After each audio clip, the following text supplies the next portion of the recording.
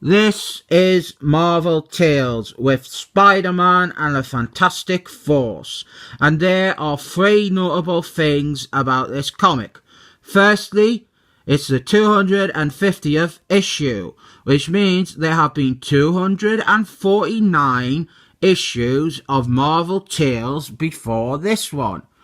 Second important thing, it is by Hank Miller, and he is a pretty big deal. He's considered one of the greatest comic book creators ever. And the third thing, it is the first appearance of a character that goes on to join the Excellent Men. It is her there. She is called Korma, and she has mind powers, and this is like visually representing it. But let's get into the story. Spider-Man is swinging around New York City on his webs, and then his head starts hurting. And it is Korma. She is using her mind powers to possess Spider-Man and take control of his body. And the interesting thing about Korma is she is a lesbian from Vietnam who has lost a leg. And you think that if Marvel truly believed in their progressive ideology, then the Vietnamese lesbian amputee would be like front and centre of their push for diversity. But instead she is just shuffled off into comic book limbo. Meanwhile, there is this dinner party, and the Fantastic Force are there, and you can see there, I say this a lot about women in comics, that they're beautiful, and they're pretty, and they're really, really sexy. So I'm going to say something just about the Invisible Girl from Fantastic Force. I think she is the ultimate wife of comic books. Like, she is perfect. Everyone should have a wife like her. And here, they have tied her hair back into a bun, and it is really, really pretty. It's really beautiful. She should wear her hair like this more often. Also at this party is this guy. He is Korma's uncle, and he is a dodgy fella. He is in with the Vietnamese gangs and like the criminal underworld, and at the minute he has kind of kidnapped Korma's younger brother and sister. There they are there.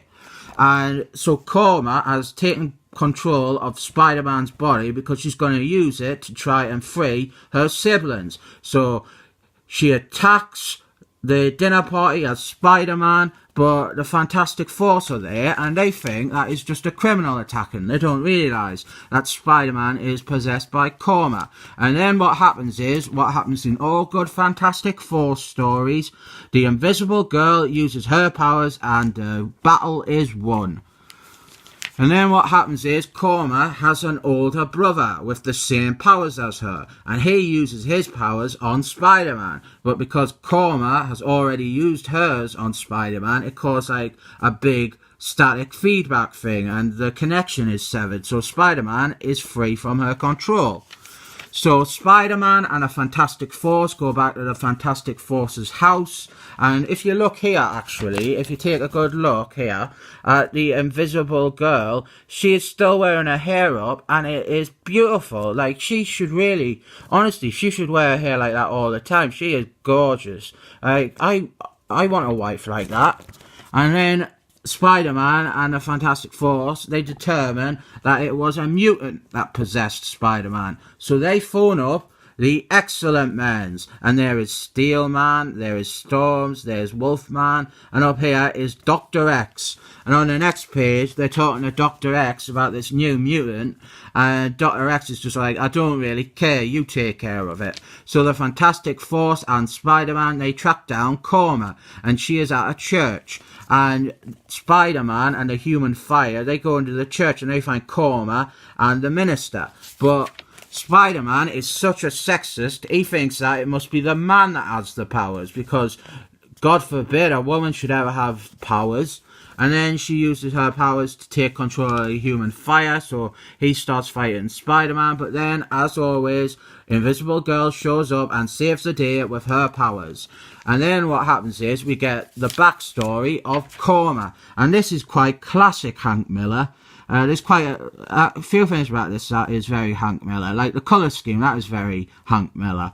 But what I'm referring to is he always liked to detail the origins of characters quite in depth.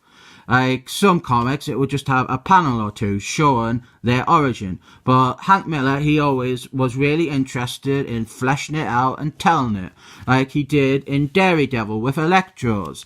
And so after hearing her story, the Fantastic Four and Spider-Man agreed to help her get her brother and sister. So they go and they start fighting a gang, and then her brother's there and he takes control of the entire Fantastic Force. So Spider-Man has to fight them all by himself. And if you look there, the Invisible Girl, even when she is possessed, she is still absolutely delightful. Like, perfect wife. And Spider-Man is fighting the Fantastic Four, and while this is happening, Karma attacks her brother. And in battle, she eventually kills her brother. And this releases the Fantastic Four from his control, and she gets her younger brother and sister back, and she goes off into the sunset with them, leaving the Fantastic Four and Spider-Man behind. She went on to join the X-Men shortly after this. And if you take a look there, there is a good booty shot of the Invisible Girl for all you pervs out there. This comic it's really just alright. I like some things about it, but I think there are also some weaknesses. Like, I don't think the characters are used all that well. Spider-Man, he is in it quite a bit, but he doesn't really do all that much. There's nothing about him that says Spider-Man. It could be anyone in his role. The Thing, he practically does nothing for the whole comic.